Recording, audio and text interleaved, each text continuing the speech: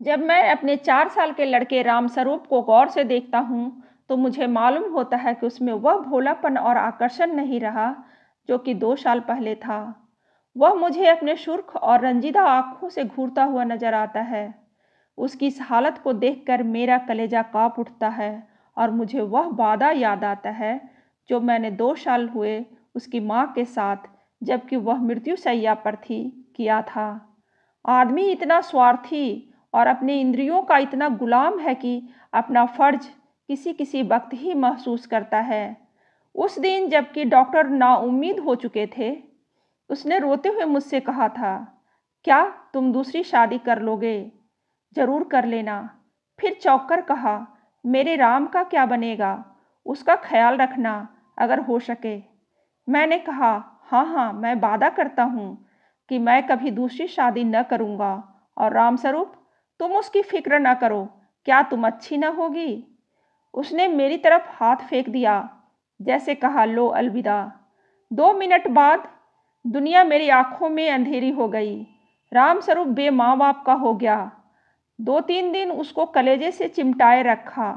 आखिर छुट्टी पूरी होने पर उसको पिताजी के सुपुर्द करके मैं फिर अपनी ड्यूटी पर चला गया। 2-3 महीने दिल बहुत उदास रहा। नौकरी की, क्योंकि उसके सिवाय चारा न था। दिल में कई मंसूबे बांधता रहा। 2-3 साल नौकरी करके रुपया लेकर दुनिया की सैर को निकल जाऊंगा। यह करूंगा, वह करूंगा, अब कहीं दिल नहीं लगता। वक्त बीतता गया। फिर यार दोस्तों के तकाजे शुरू हो गए। कहने लगे, जाने भी दो, औरत पैर की जूती है। जब एक फट गई, दूसरी बदल ली।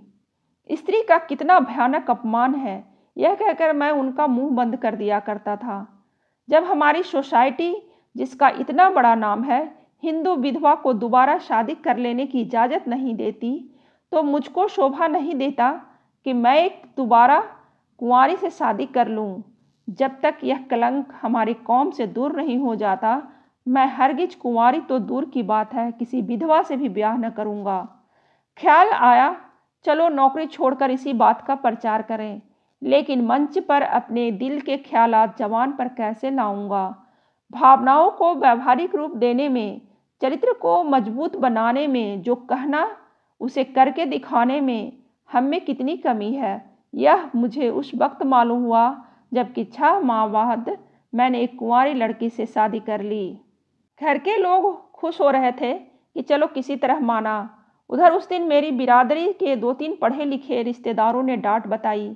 तुम जो कहा करते थे मैं बेवा से ही शादी करूंगा, लंबा चौड़ा व्याख्यान दिया करते थे, अब वह तमाम बातें किधर गई? तुमने तो एक उदाहरण भी न रखा जिस पर हम चल सकते। मुझ पर जैसे घड़ों पानी फिर गया, आंखें खुल गई। जवानी के जोश में क्या कर गुजरा, पुरानी भावनाएं फिर उभर आई और आज भी मैं उन्हीं विचारों में डूबा हुआ हूँ।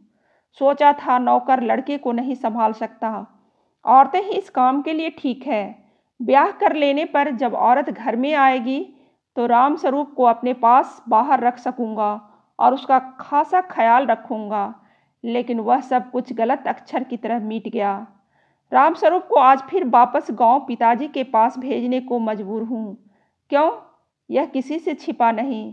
औरत का अपने सौतेले बेटे से प्यार करना एक असंभव बात है।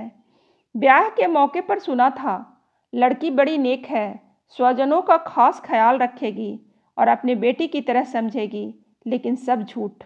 औरत चाहे कितनी नेक दिल हो, वह कभी अपने सौतेले बच्चे से प्यार नहीं कर सकती। और यह हार्दिक दुख वह वादा तोड़ने की सजा है जो कि मैंने एक नेक बीवी से उसके आखिरी वक्त में किया था।